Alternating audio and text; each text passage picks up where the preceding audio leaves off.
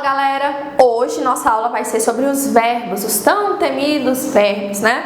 Entendo, compreendo, porque o verbo ele tem, umas flexões que acontecem de uma forma bem estranha às vezes, porém os verbos é de suma importância para o nosso estudo, porque quando a gente entra em análise sintática, é a partir dele que nós vamos definir muitas coisas. Então eu preciso que antes deste conteúdo, antes dessa matéria, vocês compreendam pelo menos o que é um verbo. Vocês consigam olhar e relacionar. Nossa, aquilo ali é um verbo. Nossa, é um verbo porque tem tal terminação. Nossa, é um verbo porque está em tal pessoa. Tudo isso quem carrega na sua malinha são os verbos. Então veja só. O verbo é uma das classes de palavras que se flexiona em pessoa, número, tempo, modo e podem indicar ação, fenômeno da natureza, estado. Ou seja, quando eu vou fazer uma classificação verbal, quando eu vou flexionar um verbo, eu preciso criar uma tabela.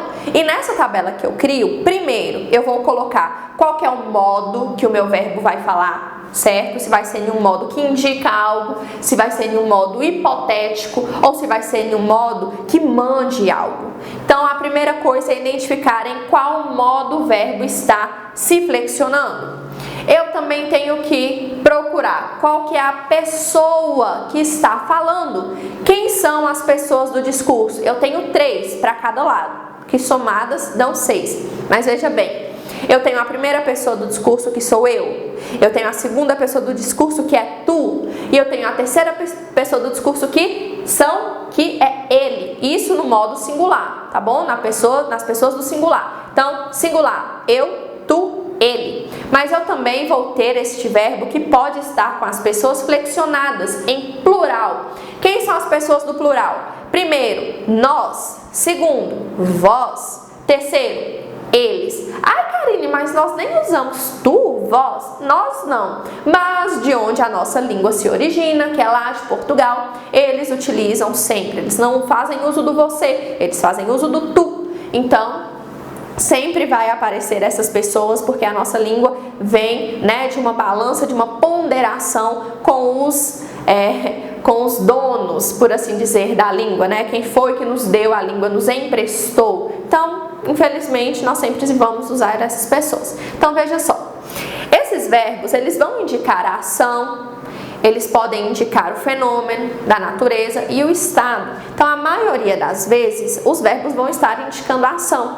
Mas pode acontecer também de eu ter aqueles verbos que são autoexplicativos, como, por exemplo, os verbos que denominam estados da natureza. Se eu digo, nossa, está chovendo, é necessário que eu explique o ato de chover? Não, mas não é uma ação, um fenômeno da natureza que está acontecendo? Sim. Então, como eu classifico esta frase? Nossa, nessa frase eu tenho um verbo que está indicando um fenômeno da natureza.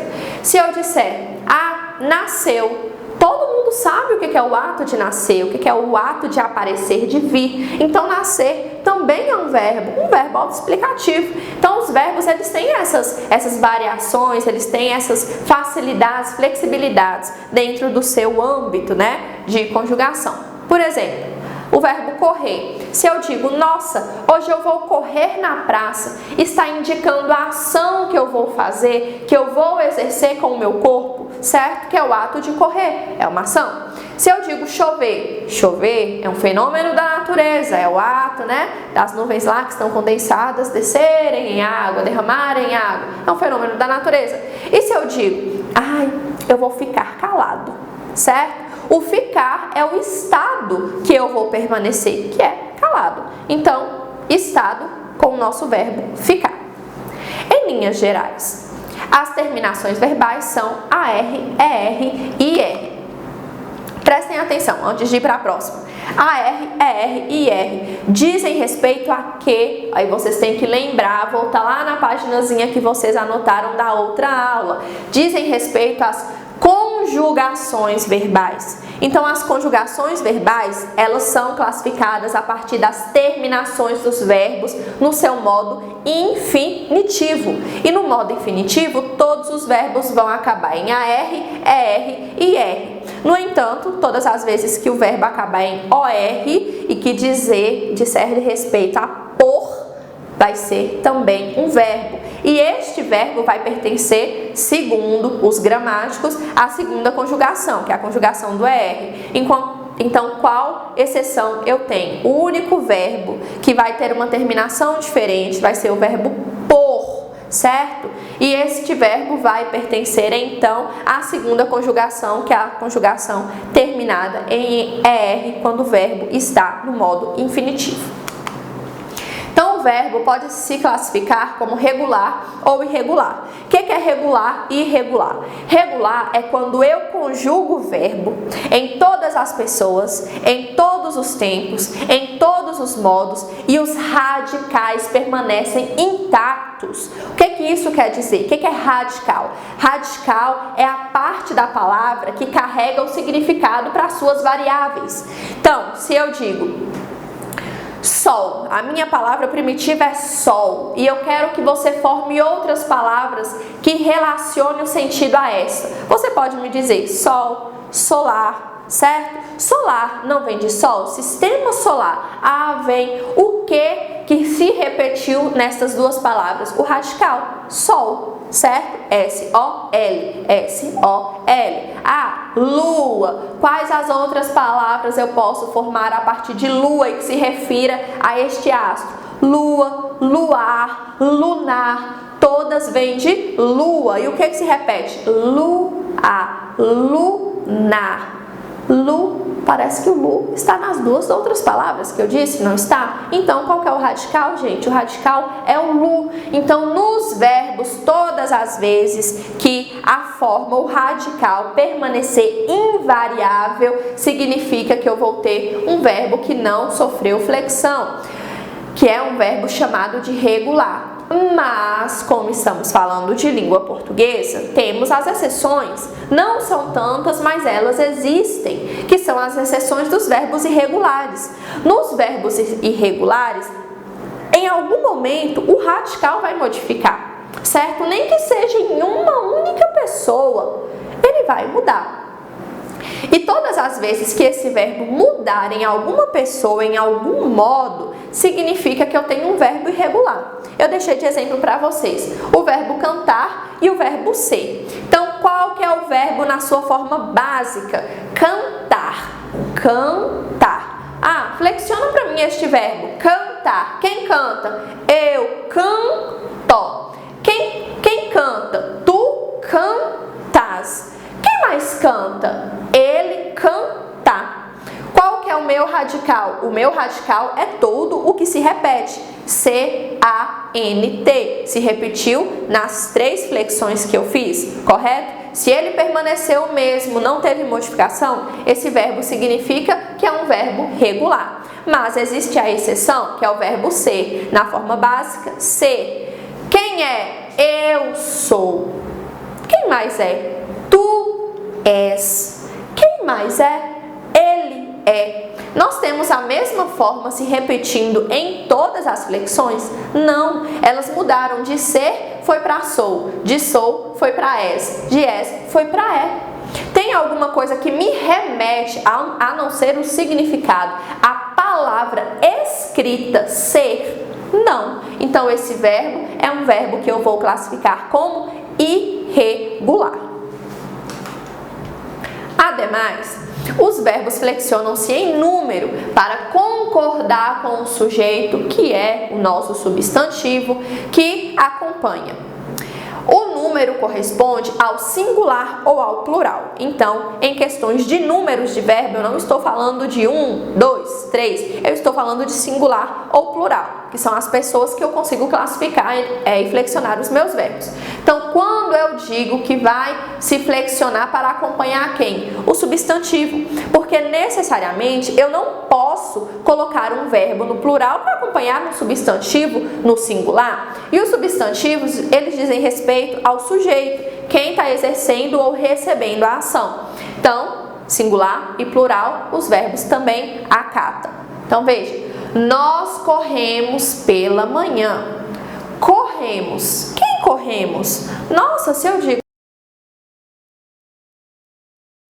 corremos pela manhã. Vocês entendem? Entendem. Mas eu quero dizer qual é a pessoa. E quem é a pessoa? A pessoa somos nós, correto? Como eu disse, para ficar bem claro para vocês, os verbos também podem se flexionar quanto à pessoa. E quais são as pessoas que os verbos flexionam? Primeira, segunda e terceira do plural. Primeira, segunda e terceira, singular. Ou seja, a quem fala, com quem se fala e de quem se fala.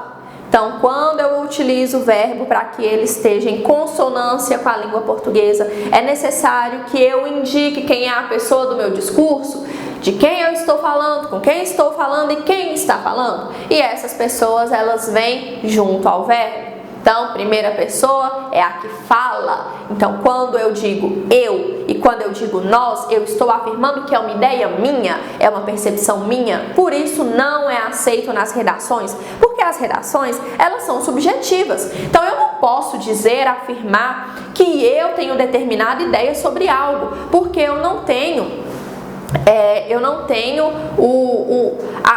o aval desta responsabilidade que eu quero assumir. Então, eu não posso dizer nas minhas redações que eu penso que determinada coisa acontece assim, que nós pensamos que determinada coisa acontece assim. Por quê? Eu não posso afirmar por mim e por todos, certo? Então, nas redações em que eu vou escrever e que essas redações são argumentativas, que eu vou dissertar ali, eu não posso usar a primeira pessoa tanto do singular quanto do plural. É como acontece nas redações do Enem. Não são aceitas as primeiras pessoas. Agora, a segunda pessoa, eu posso dizer com quem se fala? Eu posso ter uma conversa indireta com a pessoa que está lendo o meu discurso? Posso, porque eu não estou me comprometendo, eu estou levantando ideias. É uma coisa completamente diferente. Então, a segunda pessoa dos verbos é com quem se fala. E por último, a terceira pessoa é de quem se fala. Então, quando eu vou escrever o tipo de redação, no caso que nós estamos falando é a do Enem, eu quero escrever na terceira pessoa. Por que eu quero escrever na terceira pessoa? Porque a terceira pessoa está longe de mim. Eu não tenho responsabilidade direta com a terceira pessoa. Eu estou fazendo uma alusão a algo. E essa alusão me isenta das responsabilidades. Então, essa isenção, elas vêm a partir dos verbos. Os verbos também flexionam-se em tempo para indicar o momento em que ocorrem os fatos. Então, olha, nós temos os advérbios que vão indicar, né, o ontem, o hoje, o agora. E eu tenho os verbos que também vão indicar este momento. Mas veja bem, qual o momento? Se é um momento presente, se é um momento passado, que eu chamo de pretérito, ou se é um momento futuro. Então, qual que é a diferença do verbo para o advérbio? O advérbio vai falar qual momento que está acontecendo. É hoje, é amanhã, é já, é agora. Agora, os verbos vão indicar de forma mais geral quando aconteceu ou irá acontecer. Nossa, aconteceu ontem. O ontem não corresponde ao verbo. Agora, quando eu digo aconteceu, o próprio verbo, pela sua flexão, me passa a ideia de que eu não estou falando no presente. Então, essa é a função do verbo. O presente é usado para fatos que ocorrem no momento em que se fala, para os fatos que ocorrem no dia a dia, para fatos que costumam ocorrer com certa frequência. Ele escreve para um jornal local. Quando é que ele está realizando essa ação? Nossa, ele realiza todos os dias, ele realiza hoje. Então, ele escreve atualmente, que seria um verbo. Que seria um advérbio, que modificaria este verbo, né? A ideia. Então, escreve já me traz a ideia de que eu estou falando no presente.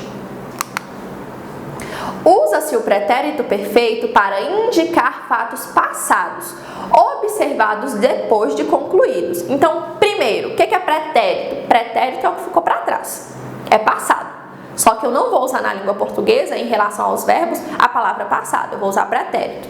Se eu digo pretérito perfeito, gente, é algo que aconteceu e se concretizou. Não vai mudar independente da perspectiva que eu olhe. Então, o verbo no pretérito perfeito ficou no passado e esse passado foi concluído. Se foi bom, se foi ruim, se poderia ter sido diferente, não importa. Ele aconteceu e não vai mudar. Então, ó, ele escreveu para um jornal local sobre aquecimento global. Olha, o que ele escreveu lá no passado tem como mudar? Não. Ele escreveu, ficou lá, está encerrado. Então, este verbo está classificado no pretérito perfeito, porque a ação dele ter escrito sobre aquecimento global no jornal local foi anteriormente e ela não vai mudar. Talvez hoje ele não escreva mais, talvez foi só daquela vez. Independente de qual tenha sido a razão, findou-se o contrato dele, né, de escrever sobre aquecimento global. No entanto, usa-se o pretérito imperfeito para indicar fatos não concluídos no momento em que se fala, como também para falar de fatos que ocorriam com frequência no passado. Então, é o oposto do que nós vimos como pretérito perfeito. No pretérito imperfeito, esses fatos não foram concluídos, certo? Esses fatos, eles ficaram ainda, de certa forma, abertos. Então, veja bem, ele estudava todos os dias e ainda escrevia para um jornal. Olha, ele estudava. Quando que ele estudava? Ele estudava no passado. Então, lá no passado, ele se dava, né, ao esforço de estudar todos os dias. E ele escrevia para um jornal. Olha, ele começou a escrever no passado, ele ainda escreve hoje? Talvez, certo? Então, essa ação eu posso dizer que ela foi concluída? Não, ela está em aberto, ela pode estar em continuação. Então, um pretérito imperfeito diz respeito a isso. Usa-se o pretérito mais que perfeito para indicar fatos passados ocorridos anteriormente a outros fatos passados. Então, veja bem, eu costumo dizer assim, o pretérito mais que perfeito, ele está mais que acabado. É algo que, por mais que você tente mudar, não irá acontecer, certo? Porque ele é anterior a outros fatos que já se passaram. Se eu disser assim, já escrevera muitos artigos polêmicos. Olha, ele já escreveu no passado, mas antes desse passado ele também já escreveu outras coisas. Então, isso aí que ele traçou para si como escritor de fatos polêmicos não vai mudar. É mais do que acabado. Se eu disser que eu tenho uma receita de família, a minha avó ensinou para minha mãe e a minha mãe ensinou a mim. Então, veja bem, olha a receita que a minha avó ensinou. A minha avó, tadinha, nem está mais presente aqui. Tem como eu mudar? Tem como eu ir lá na minha avó e falar assim, vó, vamos mudar a quantidade de sal? Ao invés de uma colherzinha de chá, vamos colocar 2? Não, porque esse fato é mais do que acabado. Porque qual que é o meu passado? Qual que é o passado dessa história? É a minha mãe. E a minha mãe já repassou essa receita e a minha avó ficou bem lá atrás. Então, o pretérito mais que perfeito significa que não há possibilidade em alterar os fatos, que eles estão mais que concluídos. Eu tenho o futuro do presente para falar de fatos ainda não ocorridos, mas que ocorrerão depois que se fala. Então, o futuro, nossa, o futuro é logo ali, né? O futuro é daqui a 1 milésimo de segundos. Eu vou falar daqui a pouco para vocês, nós iremos fazer daqui a pouco alguns exercícios. Está no futuro e esse futuro ele vai acontecer, ele é certo. Por quê? Porque nós estamos na aula e após o nosso conteúdo nós realizamos exercícios. Então, é o presente, é o futuro do presente. Ela estudará muito e será bem-sucedida na profissão. Quando é que ela estudará? Amanhã, certo? Mas é um fato certo que irá acontecer? Sim, é no presente dela. Olha, ela estudará a partir de agora e a partir de amanhã e a partir de sempre, porque ela quer ser bem-sucedida na sua profissão. Usa-se o futuro do pretérito para indicar fatos futuros que dependem de outros fatos. Então, olha, o futuro do pretérito é algo imperfeito, por assim dizer. Por quê? Porque eu não consigo afirmar que ele irá ocorrer de forma clara. Eu não consigo dar essa afirmação, mas hipoteticamente ele vai acontecer. menos se tivesse estudado mais. Então, olha, eu não tenho certeza de que ela trabalharia menos, mas provavelmente se ela tivesse estudado mais anteriormente, certamente hoje ela trabalharia menos. Então, isso é o futuro do pretérito. É algo que não aconteceu, mas hipoteticamente teria acontecido X situação se fosse diferente o que ela exerceu no passado. Então, há também o modo verbal que indica de que forma o fato pode se realizar. Então, é o que eu falei com vocês no início da aula. O modo verbal vai me dizer, vai trazer a ideia de como essas ações que nós abordamos, ela irá acontecer. O modo indicativo para fato certo. Então, todas as vezes que eu quiser indicar uma ação que é certa que irá acontecer, eu vou flexionar, eu vou usar esses verbos no modo indicativo. Eu estudo, nós escreveremos. Então, olha, é certo que eu estudo. Então, o que eu estou falando é certo. Eu estou indicando uma ação verdadeira, uma ação que acontece. Nós escreveremos. É certo também que nós iremos realizar aquela ação. Então, o modo indicativo vai indicar as formas que as ações irão acontecer. E essas formas são formas certas. Ainda que possam ser, né, em alguns momentos, algumas pessoas, elas podem trazer alguma ideia de que se mudasse alguma forma, né, no caso igual no slide anterior, se a pessoa tivesse estudado mais, mas está aí indicando um fato que é certo. É de conhecimento total que as pessoas que estudam mais se estudam, trabalham menos, né? Nem sempre se dão muito bem, mas trabalham menos. Então, veja bem, o que é o modo subjuntivo? No modo subjuntivo, eu falo sobre fatos hipotéticos. É um fato que ele tem uma perspectiva de acontecer, mas não é certo que aconteça.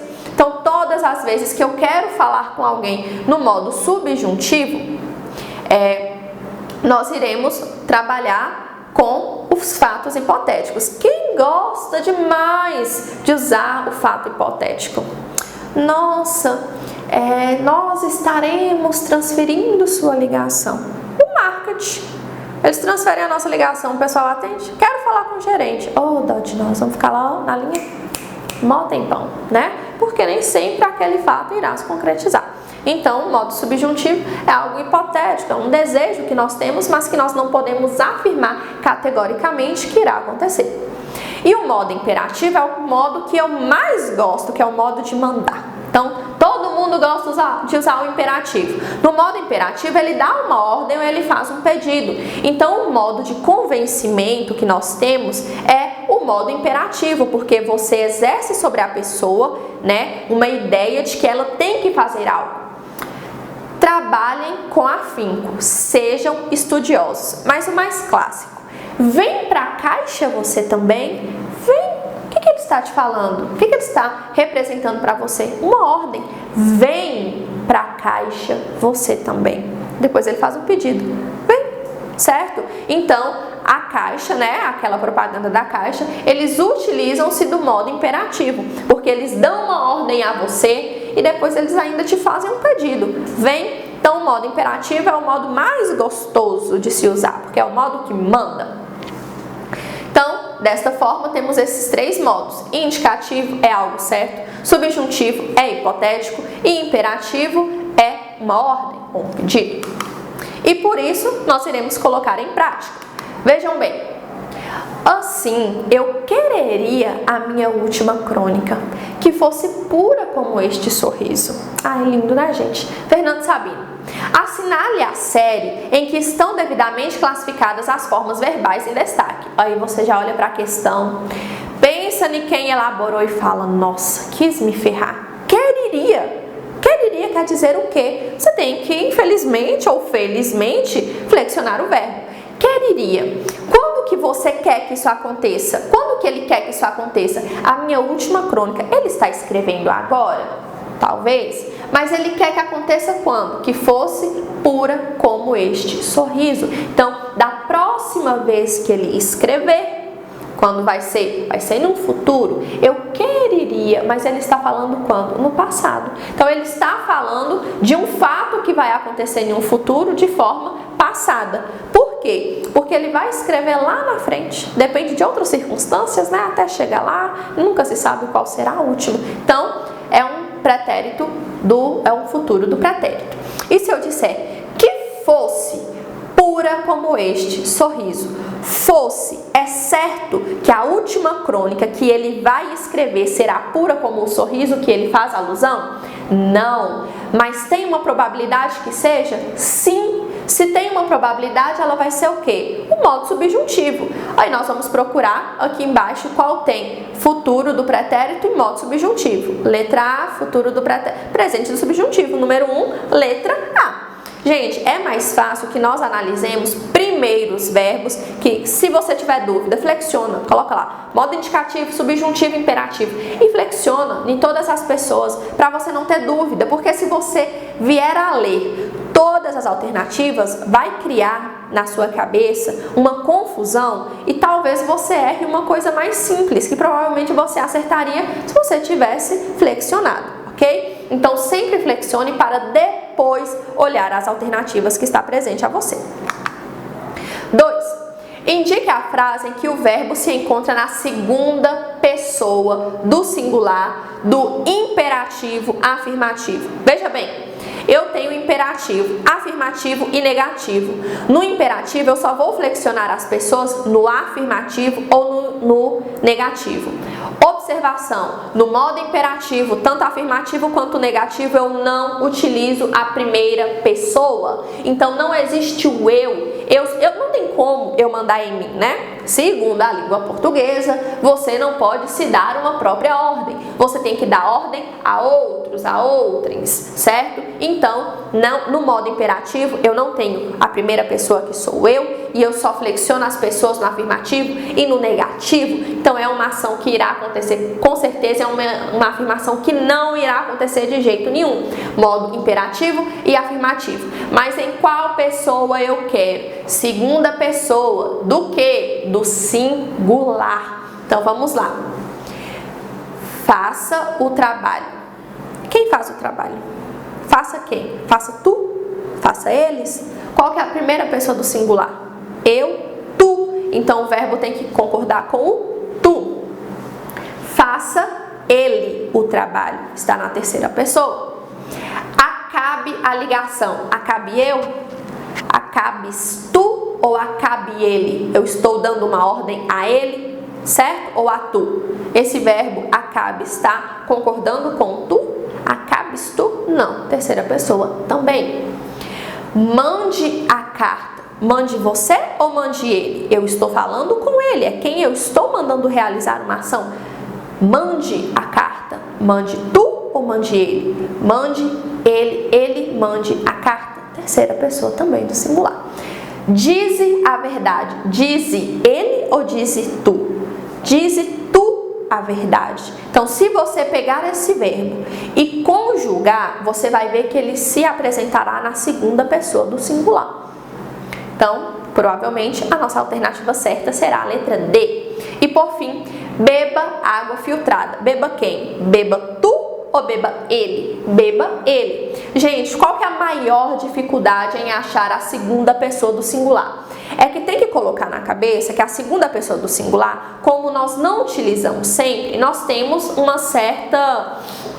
somos leigos de certa forma. Porque nós utilizamos o você ao invés do tu, certo? Então essa flexão nós vemos mais quando nós vamos ler algum artigo bem científico, a Bíblia, por exemplo, ou nós vamos conversar com os lusitanos.